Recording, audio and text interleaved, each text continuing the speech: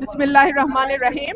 আপনারা জানেন আজকে ব্রাহ্মণবাড়িয়া 2 এবং 3 আসনের সীমানা নির্ধারণ নিয়ে একটা গণশুনানি ছিল। আমি ব্রাহ্মণবাড়িয়া 2 এর পক্ষে সেই গণশুনানিতে অংশগ্রহণ করি। আমার পয়েন্ট ছিল 4-5টা। এক হচ্ছে স্বাধীনতার 53 বছরে এই যেই 3টা ইউনিয়ন চান্দুরা, ভুদন্তি, হরসপুর এরা ছিল সরাইলের সঙ্গে। 2008-এ তাদেরকে সরিয়ে দেয়া হয়, এই 3টা ইউনিয়নকে সরাইল উপজেলা থেকে সরিয়ে দেয়া হয়, যে কারণে দেশনেত্রী বেগম খালেদা জিয়া বারবার বলেছেন 2008-এর আগের সীমানায় আমরা ফিরে যেতে চাই। বিএনপির দাবি ছিল 2008-এর আগের সীমানায় ফিরে যাওয়া, এবং আমি আমার প্রথম আর্গুমেন্ট দিয়েছি যে যেহেতু দেশনেত্রী বেগম খালেদা জিয়া সব সময় বলেছেন যে 2008-এর আগের সীমানায় আমরা বিএনপি ফিরতে চাই, আমিও মনে করি 2008-এর আগে যে সীমানা ছিল সেইখানেই আমাদেরকে এখন ফিরে যাওয়া উচিত। মাঝখানে 15 বছর একটা ফ্যাসিস্ট সরকার ছিল, যারা তাদের নিজস্ব ভোট কারচুপির জন্য নিজস্ব সুবিধা অনুযায়ী সীমানা নির্ধারণ করেছে। সেই সীমানা আমরা মানি না। সেজন্য আমরা বলেছি 2008-এর আগের যে সীমানা, যেটা দেশনেত্রী বেগম খালেদা জিয়ার ইচ্ছা ছিল, সেখানে যাওয়া হোক। 2 হচ্ছে আমাদের ভোটার সংখ্যা 6 লক্ষ, মানে বিজয়নগরের ভোটার সংখ্যা বা ব্রাহ্মণবাড়িয়া 3-এর ভোটার সংখ্যা 6,10,000, আর আমাদের যেটা সরাইল আশুগঞ্জ সেখানে ভোটার সংখ্যা 4,20,000-এর মতো, আর এই 3টা ইউনিয়নের ভোটার হচ্ছে 1 লক্ষ। এই 1 লক্ষ যদি সরাইলের সঙ্গেও যুক্ত হয়, তারপরেও দেখা যাবে যে সদরের সঙ্গে বা বিজয়নগরের সঙ্গে সরাইলের ভোটার পার্থক্য অলমোস্ট 2 লাখ থেকে যায়। সো এত বড় একটা আসন সদর বা বিজয়নগর, সেই আসনটা অযৌক্তিক। বরং সরাইলের সাথে যদি 3টা ইউনিয়ন চলে আসে তাহলে ভোটার সংখ্যায় একটা ব্যালেন্স তৈরি হয়। 3 হচ্ছে এই 3টা ইউনিয়নে যারা বাস করে, ভুদন্তি, চান্দুরা এবং হরসপুরে, তাদের জমি জমার বেশিরভাগ কাজ সরাইলের সঙ্গে থাকে। সো তাদের জমির রেজিস্ট্রি থেকে শুরু করে অন্যান্য যে দাপ্তরিক কাজ, সেটা সরাইল ইউনিয়নে গিয়ে করতে হয়, সরাইল উপজেলায় গিয়ে করতে হয়। সে কারণে আমি বলেছি এই 3টা ইউনিয়নকে সরাইলের সঙ্গে যুক্ত করে দেয়া হোক।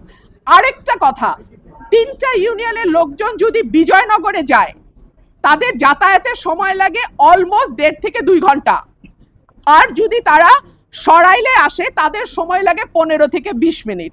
তাহলে আপনারাই বলেন, যেই 3টা ইউনিয়ন বিজয়নগরে যেতে 1.5 ঘন্টা লাগে, আর যদি 10 মিনিট 15 মিনিটে তারা সরাইলে আসতে পারে, তাহলে তাদের কোথায় থাকা উচিত? সরাইলে থাকা উচিত নাকি বিজয়নগরে থাকা উচিত? এই প্রশ্নগুলোই আমি নির্বাচন কমিশনে তুলেছিলাম। অত্যন্ত দুঃখজনক ব্যাপার হলো এখানে একটি মারামারি হয়েছে। আমি যেহেতু একজন আইনজীবী, আমি মনে করেছি আমার কেস আমি নিজেই প্রেজেন্ট করব। সো আমার কেস আমি প্রেজেন্ট করেছি। আমি আশা করেছিলাম নির্বাচন কমিশনের সম্মানের দিকে তাকিয়ে ব্রাহ্মণবাড়িয়া 3-এ যারা আছে তারা গুন্ডা পান্ডা নিয়ে ঢুকবে না নির্বাচন কমিশনে। বাট আনফর্চুনেটলি আমি দেখলাম ব্রাহ্মণবাড়িয়া 3-এ যিনি প্রার্থী, তিনি তার সদল বলে 20-25 জন মিলে গুন্ডা পান্ডার মতন তারা সেখানে আচার আচরণ করলেন। অত্যন্ত দুঃখজনক, অত্যন্ত লজ্জাজনক, এবং আমি মনে করি এটা কমিশনের যে ভাবমূর্তি, যে গাম্ভীর্য এবং যে সম্মান, সেইটার সঙ্গে এটা যায় না। আমি আপনাদেরকে কিছু ছবি দেখাচ্ছি, তারা এলাকায় বিভিন্ন মানুষকে কিভাবে পিটিয়ে পিটিয়ে তারা স্বীকারোক্তি আদায় করেছে। So this is there nature. হ্যাঁ, এখনো ইলেকশন আসে নাই, একটা সীমানা নির্ধারণ নিয়ে এলাকায় এইভাবে তারা পিটিয়ে, ব্রাহ্মণবাড়িয়া 3-এর যিনি আছেন তিনি এইভাবে পিটিয়ে পিটিয়ে মানুষকে স্বীকারোক্তি নিয়েছেন। এনিওয়ে নির্বাচন কমিশনে আমরা প্রেজেন্ট করেছি, ভৌগোলিক দিক বিবেচনায়, জনসংখ্যা বিবেচনায় এবং সকল কিছুর বিবেচনায় আমি আশা করব নির্বাচন কমিশন যে সিদ্ধান্ত নিয়েছে সেটি সঠিক সিদ্ধান্ত, এবং সেই সিদ্ধান্তই নির্বাচন কমিশন বহাল রাখবে। যেহেতু ওদের 10 জন 12 জন মিলে কথা বলছে, সো আমি আমি একজন কথা বলেছি, আর আমার পক্ষে একজন ডক্টর, উনি ডাক্তার, উনি কথা বলেছেন। আমি কোনো গুন্ডা বদমাশের মেলা করি নাই, করতে চাইলে করতে পারতাম। গুন্ডা আনতে চাইলে গুন্ডা আনা যায়, অসুবিধা হয় না। আমি ভদ্রলোক নিয়ে এসেছি, ভদ্রলোক আসবেন, কমিশনে শুনানি করবেন, রায় হবে, যেটা রায় হয় হবে। কিন্তু তারা যেহেতু গুন্ডা পান্ডা নিয়ে এসছে এবং আবল তাবল বকছে, কথা বলেই যাচ্ছে, আমি লাস্টে একটা কথা বলার জন্য দাঁড়িয়েছি, এবং যেটা 15 বছরে হয় নাই, সেটা আজকে হয়েছে। অলমোস্ট আমার গায়ে ধাক্কা দিয়ে আমাকে ফেলে দেওয়ার চেষ্টা হয়েছে। যেই বিএনপির নেতা কর্মীদের জন্য গত 15 বছর লড়াই করলাম, তারা আমাকে এখন ধাক্কা দেয়। তো ঠিক আছে, ধাক্কার বদলে তো ধাক্কা আসবেই, তাই না? সেটাই হয়েছে।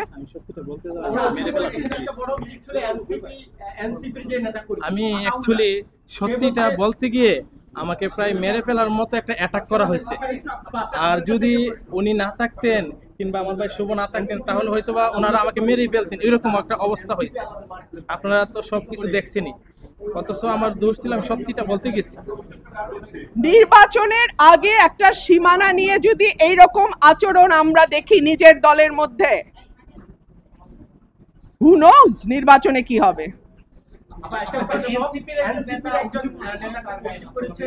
আপনি তাকে ধাক্কা দিয়েছেন, সেকেন্ড টাইম পরে পেছনে ভিডিওতে দেখা গেছে যে আপনি দাঁড়িয়ে আছেন, পেছনে কয়েকজন তাকে মারধর করতেছে, এবং সে অভিযোগ করছে যে আপনার যারা গুন্ডাপান্ডা আছে তারা। মুশকিল হচ্ছে উনি যেহেতু খুব পরিচিত কোনো মুখ নন, উনি এনসিপি থেকে এসেছেন না জামাত থেকে এসেছেন আমি জানি না, তবে উনি প্রথম, আমি জানি না যার কথা আপনি বলছেন, একজন আমাকে ধাক্কা দিয়েছেন, পাঞ্জাবি পরে, হ্যাঁ একজন ধাক্কা দিয়েছেন। তারপরে আমার লোক তো বসে থাকবেন, আমি তো একজন মহিলা, এবং পরে যখন আমার লোকজনকে মারধর করেছে, আমার লোকজন জবাব দিয়েছে। সিম্পল।